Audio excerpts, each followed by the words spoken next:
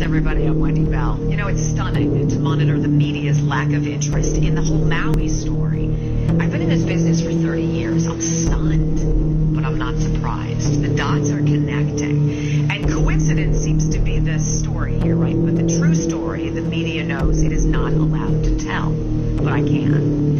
Is it a coincidence that the Maui police chief is the same man who was in charge in Las Vegas during that massacre that killed 58 people? Is it a coincidence that the Maui property, owned by million and billionaires, wasn't touched by the flames while homes of the locals all burned? Was it a coincidence that the flames traveled across hundreds of feet of pavement and crossed a 4-lane highway with emergency shoulders to jump into the ocean and then burn all the boats?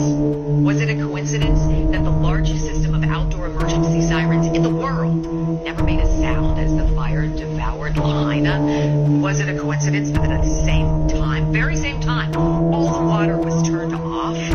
Was it a coincidence that police were ordered to block off streets and to funnel all the cars trying to escape onto one road where that firestorm incinerated entire families? How about the coincidence that the governor of Hawaii, Josh Green, just weeks before that inferno, signed a pledge to the UN's 2030 Agenda of Sustainable Development, pledging to eliminate emissions? Weird. And think about this coincidence. That governor also signed an emergency proclamation on July 17th, 3 weeks before the fire, about housing of all things, and suspended 7 state statutes protecting historic preservation laws, removing all of the red tape when it comes to building infrastructure. Coincidentally, that emergency proclamation also suspends previous building laws and gives the governor some magic wand power to appoint a housing czar to rule on the island's redevelopment. Is it a coincidence that the government put up a black fence around Lahaina, or that the FAA grounded all drones from flying over the affected areas? Is it a coincidence that since at least 2011 there have been plans to make Maui the first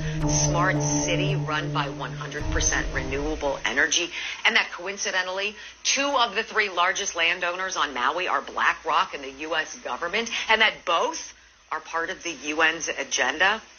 It must be a coincidence then that the locals whose homes did not burn are now being evicted from their property. And of course, a total coincidence that all the fact checkers who are checking these facts, who say everything I just told you is just a coincidence, are also owned and run by BlackRock.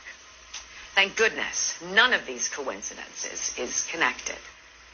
I'm Wendy Bell. I'll see you next time for more Common Sense.